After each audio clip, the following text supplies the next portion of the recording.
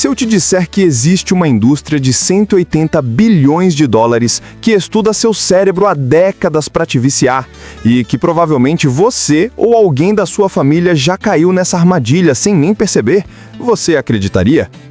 Porque um jogo consegue prender sua atenção por 8 horas, mas você não consegue estudar nem por 30 minutos? A resposta vai chocar você. Atenção, senhores pais, se seu filho joga mais que estuda, para de comer direito ou fica irritado quando você pede para parar, ele pode estar viciado. E não é frescura, é reconhecido pela OMS como doença.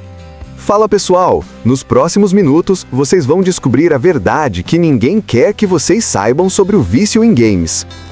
E olha, não vou falar bobagem não, tudo baseado em pesquisa científica da Organização Mundial da Saúde, universidades de ponta e meta-análises com milhares de participantes.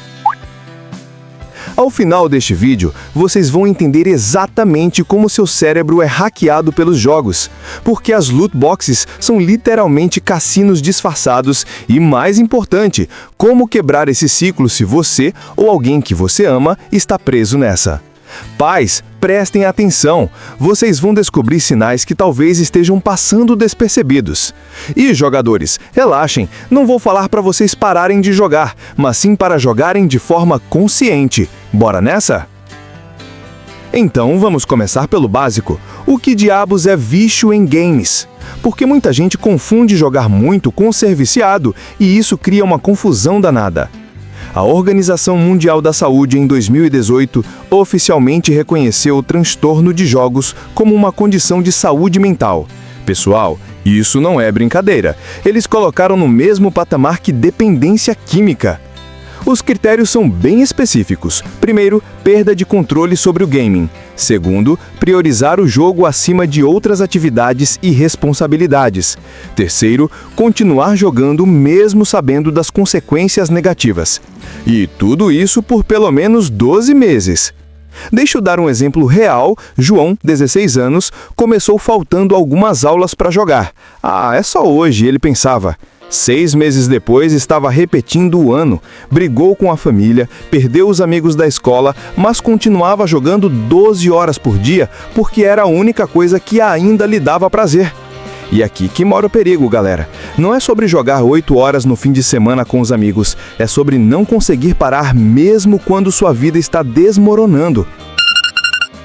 Mas calma, antes de vocês saírem correndo verificar se são viciados, vamos entender o que realmente acontece no seu cérebro quando vocês jogam. E essa parte vai explicar muita coisa. Porque vocês sabiam que o mesmo sistema que faz vocês se apaixonarem, que faz vocês sentirem prazer ao comer chocolate, é o exato mesmo sistema que os jogos exploram. E as empresas sabem disso há décadas. Galera, vou explicar de um jeito simples como o seu cérebro funciona, porque é impossível entender o vício sem entender isso. Dentro do seu cérebro tem um sisteminha chamado sistema de recompensa. É ele que libera a dopamina. Não é a molécula do prazer, como muita gente fala, mas sim da expectativa do prazer. Quando você espera algo bom acontecer, a dopamina dispara. Quando você ganha, ela dispara mais um pouquinho. Mas aqui está o pulo do gato. Quando você espera ganhar e não ganha, o cérebro fica ainda mais motivado a tentar de novo. É tipo assim, você está jogando um RPG e quase consegue aquela espada lendária. Quase. Seu cérebro libera dopamina só de pensar em conseguir. Você não consegue, mas chega perto. O que seu cérebro faz? Vamos tentar mais uma vez. E mais uma. E mais uma. Estudos de neuroimagem da Universidade de Rochester mostraram que jogadores problemáticos têm padrões de atividade cerebral similares aos de pessoas com dependência química. As mesmas áreas, pessoal. Mas vocês sabem o que é mais assustador? As empresas de games sabem disso. Elas contratam neurocientistas, psicólogos comportamentais, especialistas em vício. Tem um termo técnico para isso: Persuasive Design. Design persuasivo. É literalmente a ciência de fazer você não conseguir parar de usar um produto.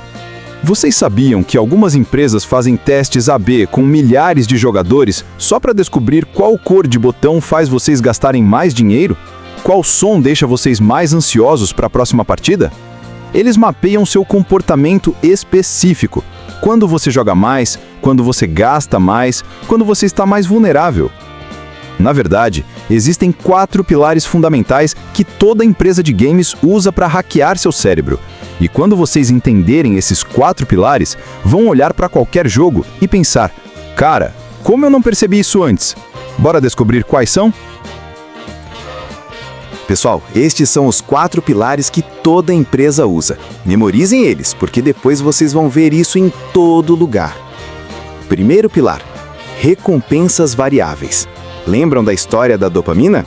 Pois então, imaginem 2 máquinas. Máquina A te dá R$10 toda vez que vocês apertam o botão. Máquina B, às vezes dá 0, às vezes 5, às vezes R$100. Qual vicia mais? A B, óbvio, porque seu cérebro nunca sabe o que esperar. Essa incerteza é viciante. Nos games, loot boxes, drops raros, map matching, às vezes você ganha fácil, às vezes perde feio. Sistemas de progressão aleatórios. Segundo pilar: progressão infinita. Sempre tem algo mais para conquistar. Nos games antigos você zerava e acabou. Hoje, sempre tem mais um nível, mais uma skin, mais uma conquista, mais uma temporada. Isso cria o que os psicólogos chamam de escalation of commitment, escalonamento de compromisso. Quanto mais você investe, mais difícil fica parar. Terceiro pilar: fear of missing out, medo de perder algo. Evento por tempo limitado. Seus amigos estão jogando agora. Temporada acaba em 3 dias. Meta-análises mostram que a pressão social é um dos maiores fatores para manter jogadores engajados. Não é sobre o jogo, é sobre não ficar para trás. Quarto pilar: você investe dinheiro, tempo ou emoção no jogo. Depois que você gasta R$50 numa skin, é muito mais difícil parar de jogar. Seu cérebro pensa: não posso desperdiçar meu investimento. Vejam como isso funciona junto. Vocês baixam um jogo grátis, jogam, se divertem, sobem de nível, progressão. De repente aparece uma oferta especial só hoje, FOMO, para uma arma que pode ou não vir numa caixa, recompensa variável. Vocês compram, agora tem que jogar para compensar o investimento. E o ciclo recomeça. Pessoal, mas tem um quinto elemento que é ainda mais sinistro. Algo que transformou jogos em verdadeiros cassinos, mas que funciona com crianças de 8 anos, as loot boxes. E vocês não fazem ideia de quão profundo esse buraco vai. Galera, preparem-se, porque essa parte vai chocar até os mais céticos. Loot boxes são caixas virtuais que você compra sem saber o que tem dentro. Pode ter algo raro e valioso, pode ter algo comum e inútil. Isso, pessoal, é a definição literal de aposta. Vocês estão apostando dinheiro real numa chance de ganhar algo. Um estudo da Universidade de Plymouth com 7.422 gamers mostrou que loot boxes ativam exatamente os mesmos centros de prazer no cérebro que jogos de azar tradicionais. Mas aqui tá o horror. Diferente de um cassino onde você precisa ser maior de 18 anos, loot boxes são vendidas para crianças de 8, 10, 12 anos. A Bélgica proibiu loot boxes, a Holanda também. Por quê? Porque reconheceram que é jogo de azar disfarçado. Em 2019, um adolescente britânico gastou mais de 15 mil libras, cerca de 100 mil reais, em FIFA Ultimate Team. A família só descobriu quando chegou a fatura do cartão. Mas não é só sobre dinheiro, pessoal. É sobre como isso afeta o desenvolvimento cerebral de crianças e adolescentes. O córtex pré-frontal, responsável pelo controle de impulsos, só termina de se formar aos 25 anos. Expor cérebros em desenvolvimento a mecanismos de apostas é como dar álcool para uma criança. E as empresas sabem disso. Documentos vazados da EA mostraram que eles estudam momentos de vulnerabilidade dos jogadores para oferecer loot boxes. Oferecer loot boxes quando você está perdendo muito. Criar Piri Timers, garantir uma recompensa boa depois de várias ruins. Mostrar outros jogadores ganhando itens raros, muitas vezes fake. Usar moedas virtuais para obscurecer o valor real. Pesquisa da Universidade de Washington mostrou que jogadores que compram loot boxes têm 3,7 vezes mais chance de desenvolver problemas com jogos. E mais, 3,7 vezes mais chance de ter pensamentos suicidas. Mas olha, eu sei que alguns de vocês estão pensando, beleza, entendi que o problema existe, mas e agora? Como eu sei se eu ou alguém da minha família precisa de ajuda e se precisar, o que fazer? É isso que vamos descobrir agora. E eu garanto que vai ter informação que pode salvar relacionamentos e até vidas. Pessoal, chegou a hora da conversa séria. Como saber se você ou alguém que você ama precisa de ajuda? Primeiro, os sinais físicos. Dormir menos de 5 a 6 horas por noite consistentemente por causa dos jogos. Pular refeições ou comer só porcaria enquanto joga. Dores nas costas, pescoço, punhos que você ignora. Higiene pessoal deteriorando. Sinais emocionais e sociais. Irritabilidade extrema quando não pode jogar. Mentir sobre tempo gasto jogando. Isolar-se de família e amigos. Perder interesse em hobbies que antes adorava. E os sinais mais graves. Performance escolar ou profissional despencando. Gastar dinheiro que não tem. Continuar jogando mesmo sabendo que está prejudicando relacionamentos. Sentir que a vida real é sem graça comparado ao jogo. Agora, uma autoavaliação honesta. Nos últimos 6 meses, você já tentou reduzir o tempo de jogo e não conseguiu? Você se sente ansioso ou irritado quando não pode jogar? Você já mentiu sobre quanto tempo passa jogando? Jogos se tornaram sua principal forma de lidar com problemas? Você já negligenciou responsabilidades importantes por causa de jogos?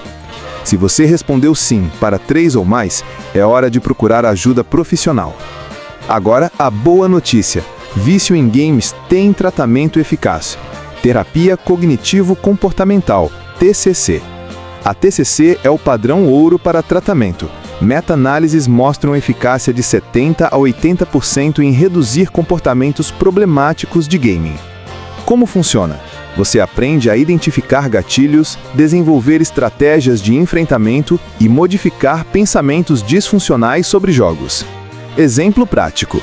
Ao invés de pensar, preciso jogar para relaxar, você aprende alternativas reais de relaxamento. Especialmente importante para adolescentes, a família aprende a não facilitar o comportamento viciante, mas sem criar conflitos desnecessários. Computer Gaming Addicted Anonymous, grupos online e comunidades de recuperação. O suporte social é fundamental.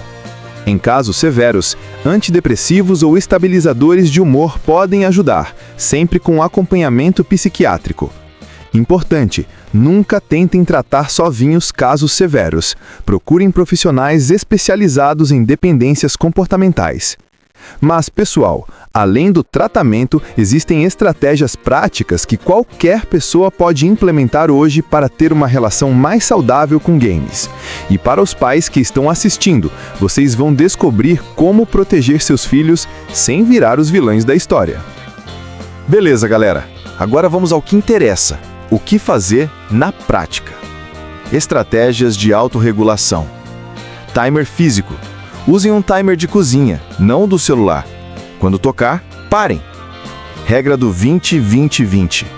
A cada 20 minutos, olhem para algo a 20 metros de distância por 20 segundos. Gaming schedule. Definam horários específicos. Jogo das 19 às 21 horas, sábado e domingo. E não, jogo quando dá vontade. Remove temptation. Desliguem notificações, saiam de grupos de Discord durante estudos ou trabalho. Substitution Strategy. Toda vez que sentirem vontade de jogar, façam 10 flexões primeiro. Mudança no estado físico quebra o impulso. Controle parental inteligente. Não é sobre proibir, é sobre educar. Joguem junto. Entendam o que seus filhos jogam, como vocês vão orientar algo sobre o que não conhecem. Horários claros. Estabeleçam janelas de tempo específicas, não tempo total por dia. Espaços livres, quartos sem computador ou videogame. Modelem comportamento. Se vocês ficam no celular o dia todo, não esperem que eles sejam diferentes. Conversem, não confrontem. percebi que você tem ficado muito tempo jogando. Como podemos equilibrar isso, ao invés de para de jogar agora? Notas despencando há mais de 2 meses, isolamento social completo, agressividade quando confrontado sobre jogos, mentiras constantes sobre tempo de jogo. Números de emergência e sites de ajuda. CVV 188, 24 horas, gratuito. Site jogadoresanônimos.org. Apps Rescue Time e Code Turkey, bloqueadores. Terapia online, Zen Club e Vitude. E uma dica que funciona para todo mundo. Substituam o tempo de tela por atividades que também liberam dopamina, mas de forma saudável. Exercícios, música, arte, esportes, socialização real. Pessoal, chegamos quase no final dessa jornada, mas antes de eu fazer o resumão de tudo que vimos, preciso deixar uma mensagem importante sobre o futuro dos games e nossa responsabilidade como sociedade. Olha, a indústria de games não vai mudar sozinha. Ela só muda quando nós, como consumidores, exigimos mudança. Quando paramos de comprar loot boxes, quando cobramos transparência, quando apoiamos desenvolvedores que fazem jogos éticos. E como pais, educadores e cidadãos, temos que pressionar por regulamentação.